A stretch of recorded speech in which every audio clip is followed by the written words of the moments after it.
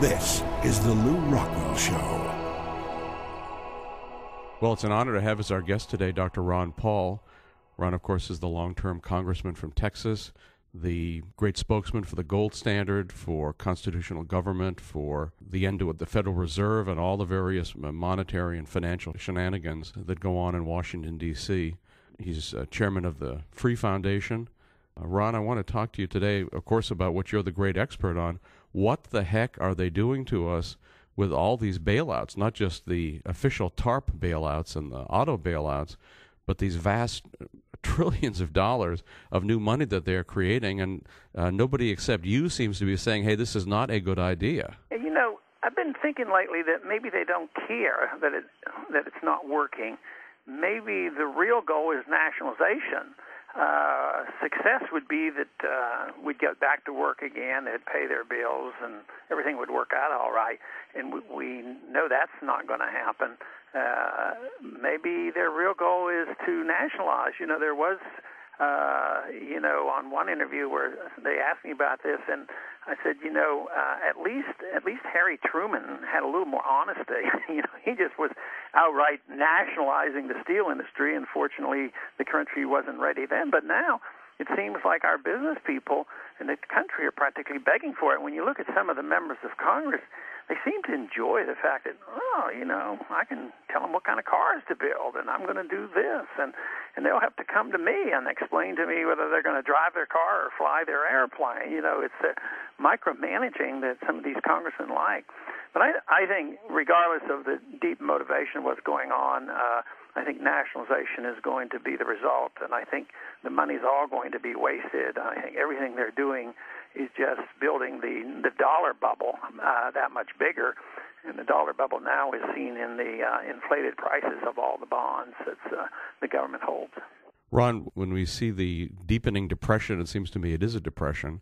We're having a very bad Christmas season. I noticed today that they released the GDP figures, and they said, well, gee, it's not too bad. It was only down 0.5% for the third quarter, and yet federal spending was hugely up, defense spending hugely up, and, of course, all private production way down. So clearly economic growth was much less than minus 5% in the third quarter. I guess it's going to be much worse in the fourth quarter, maybe much worse again in the first quarter of next year. Is this Hoover and Roosevelt come back to haunt us? Oh, I think so, and I used that analogy once.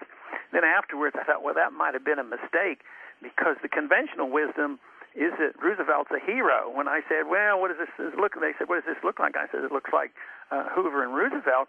And, of course, from our viewpoint, that's a pretty strong negative. But they said, oh, Ron Paul is supporting Roosevelt. He's welcoming the Democrat Roosevelt to undo all the evil that the Republican Hoovers did. And yet the truth is that if anybody understands what went on in the Depression, Roosevelt was every bit as harmful to our economy and to our country as Hoover was. And, I think it is the same. I think we're one step further. We were, institutionalizing then the welfare state and Keynesian economics, but now it looks like we're going overboard and going that next step of socialism and nationalization, even though there won't be technical ownership. The taxpayers will be just stockholders in the company. It's going to be some messy situation. But for us to expect, economic growth to come of this very soon is I think that's misplaced.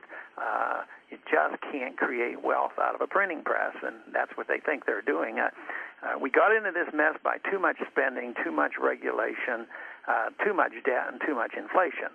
And that's exactly what they're using to try to get us out of this mess, and it's bound to make the problems that much worse. Ron, it was the Nixon's abolition of the remnants of the gold standard on August 15, 1971, and all the related terrible things he did, price and wage controls and all the rest, that got you into politics. I mean, it was what made you decide that you had to speak out, because you saw, as Hazlitt and Rothbard and Mises and all the other great men had written about, what this meant for the future of the country and the world. And, of course, it's all come true. It maybe has taken a little bit longer than some of us thought it might have taken, but now we seem to be moving in the whole Western world towards a massive increase in statism. this government-business partnership that used to be called fascism in the 1930s. When you go back and you read what Mussolini described as his economy, it doesn't sound too much different from Henry Paulson. Yeah, and we don't seem to wake up to this effect. Go on, and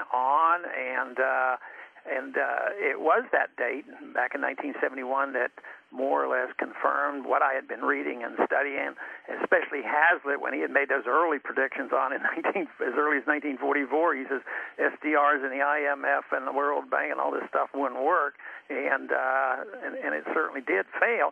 And like you say, it did last a little bit longer than probably a lot of people believed.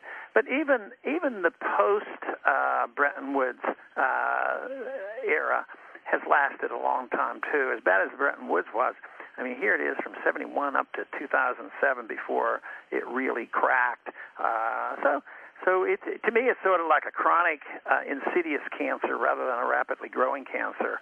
But it was cancer, economic cancer anyway, and it's eating away our substance. And yet, in spite of what they're doing in Washington, I think things are better outside of Washington. I think we've made a lot of progress in spreading our message. Unlike in the 30s, Roosevelt won his election on a conservative platform, the gold standards and balanced budgets and all. And on the surface, it looked like everybody still believed in free markets.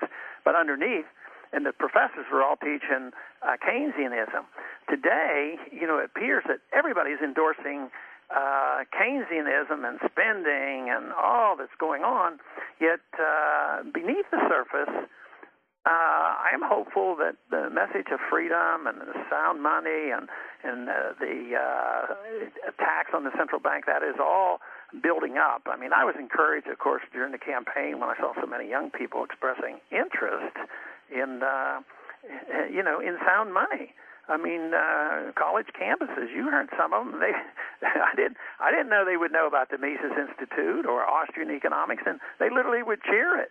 So there's something going on out there. It's just that you never can measure it. So we shouldn't look only at the disastrous policy of what Washington is doing, but we might also say that what they're doing is going to bring an end to what we have.